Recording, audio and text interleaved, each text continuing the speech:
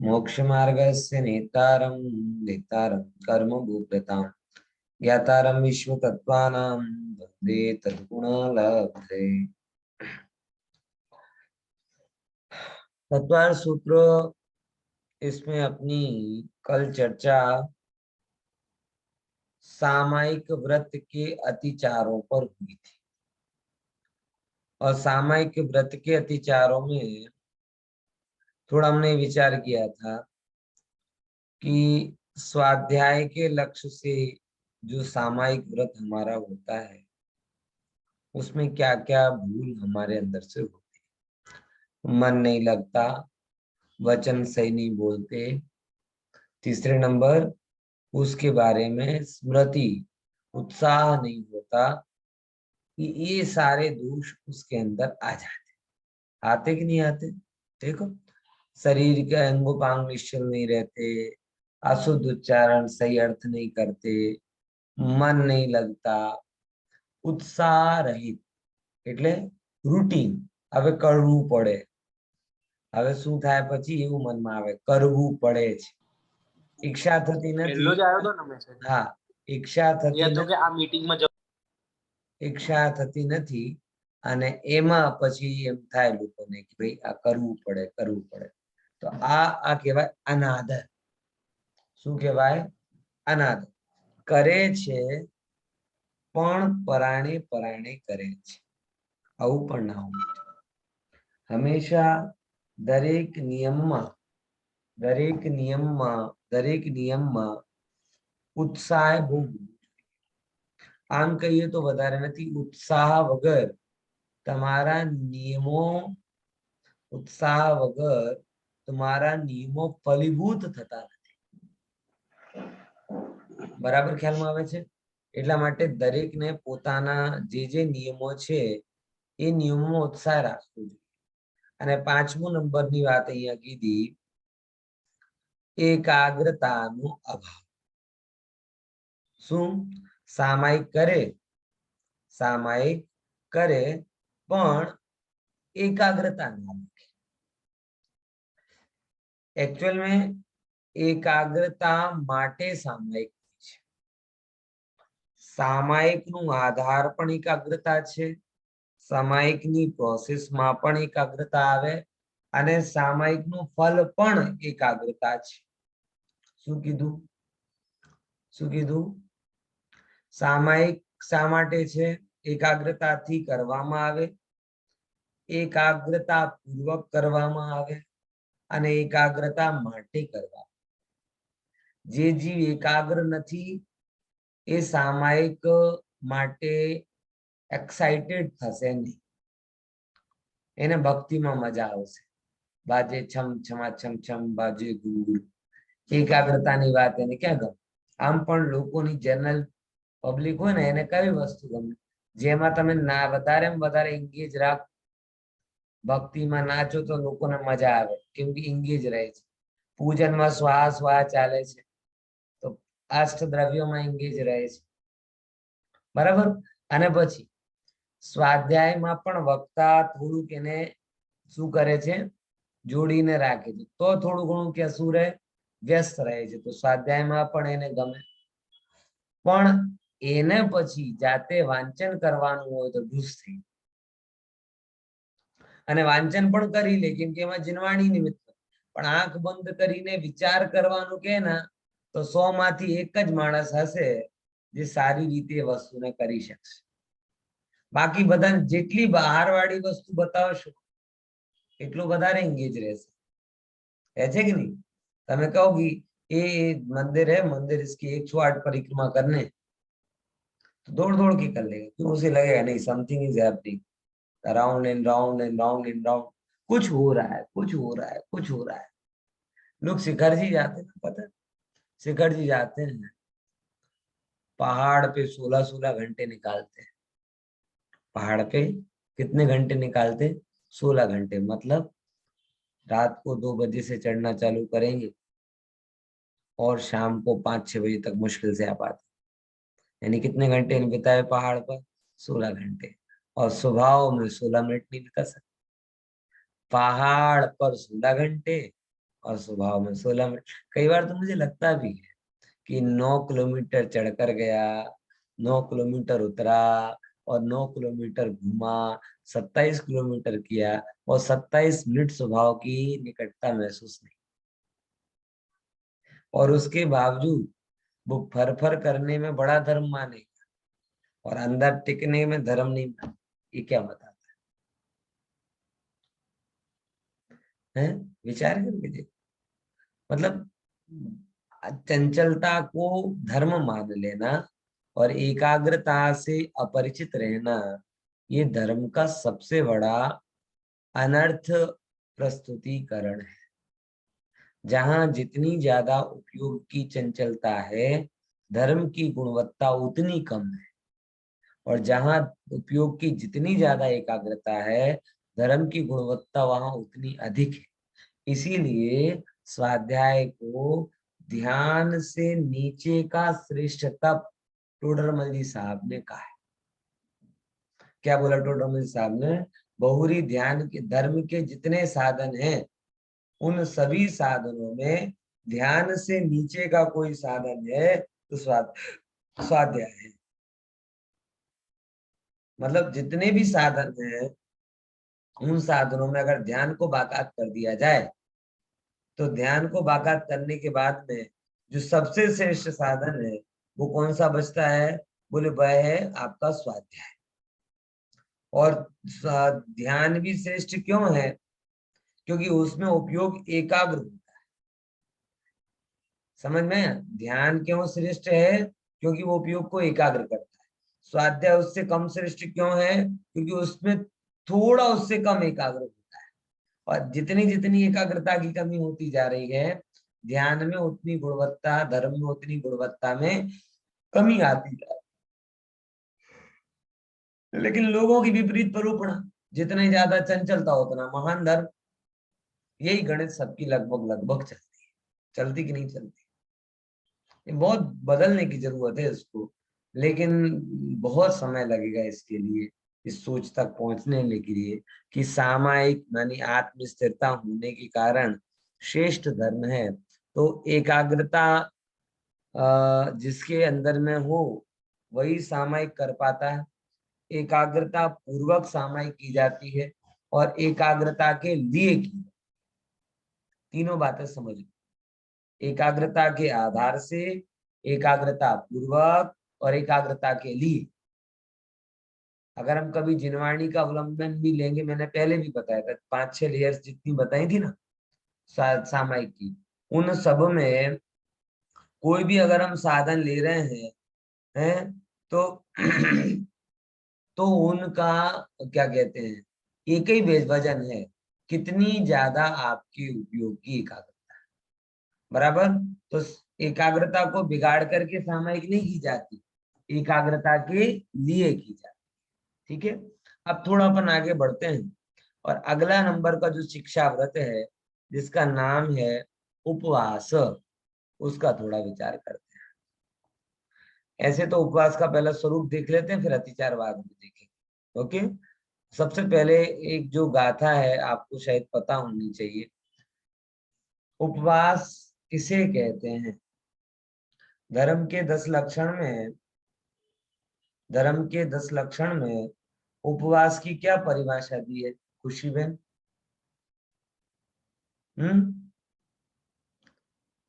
बोलो। સર જે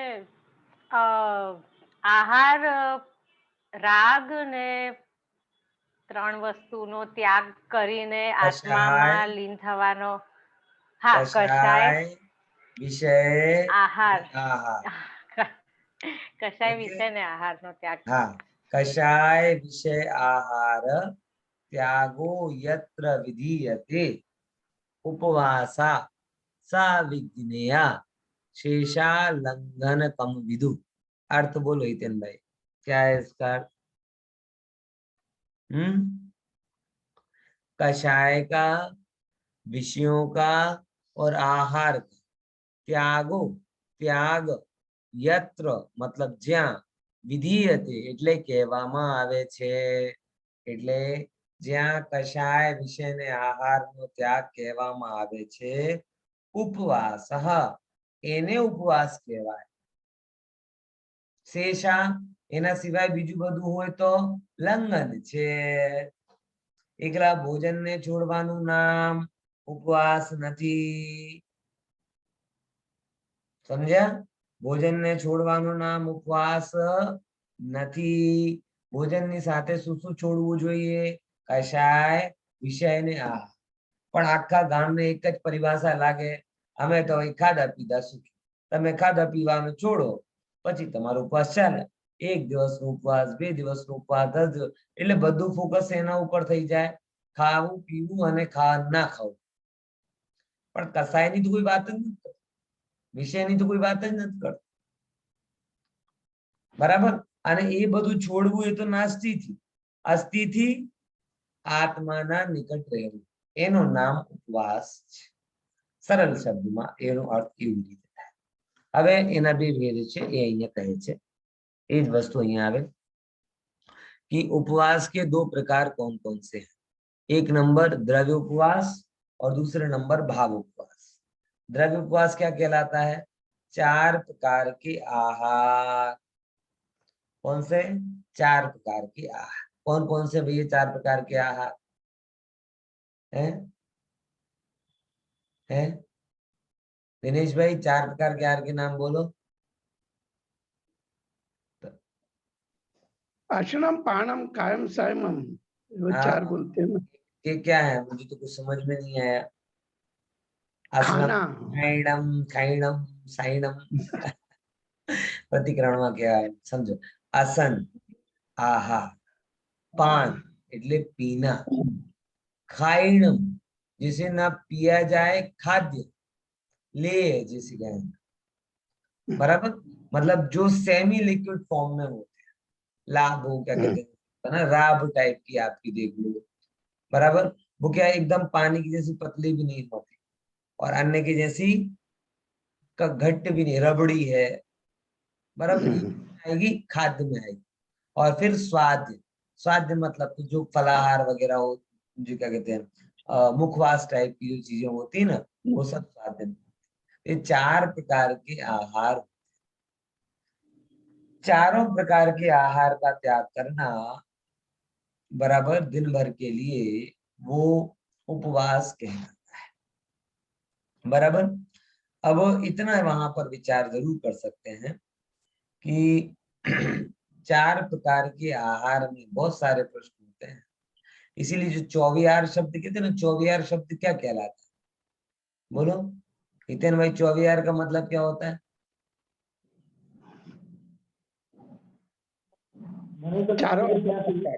है મને ખ્યાલ છે ત્યાં સુધી આપણે દિવસ આચમ પેલા ખાઈ લઈએ છોડી જાય. ના, એ બરાબર એ આપણે કહી, પણ એકચ્યુઅલમાં ચૌવિધ આહાર 24 આપણે કહીએ ને, એમને કહેવાનું આટલું છે કે તમને ખબર હોવી જોઈએ કે તમે 24 કરો છો મતલબ શું. 24 શબ્દ ગુજરાતમાં પ્રસિદ્ધ છે. એ 24 શોર્ટ ફોર્મ છે, જેને કે શબ્દ લાઘવ.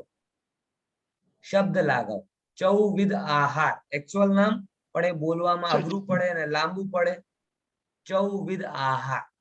ચૌ એટલે 4, વિધ મતલબ પ્રકારના, આહાર તો ચૌવિધ આહાર એવો એનો એકચ્યુઅલ નામ છે. સંસ્કૃતમાં જાઓ તો ચતુર્વિધ આહાર. પછી એમાંથી શોર્ટ થતા થતા શું થઈ ગયો? 24. चौवी आहार. चतुर्न का चौविध का वी और आहार में से आहार निकाल दिया ना, हाँ 24. बराबर? तो ये 24 अब एक्चुअल में रूढ़ हो गया है. जो पानी पीते हैं वो लोग भी 24 कह देते हैं, दूध पीते हैं वो भी 24 कह रहे हैं. हाँ, ऐसा नहीं होता. 24 मतलब तो सही 24 तो जो अपन कहे ना ठाम 24 જેને નામ કહીએ.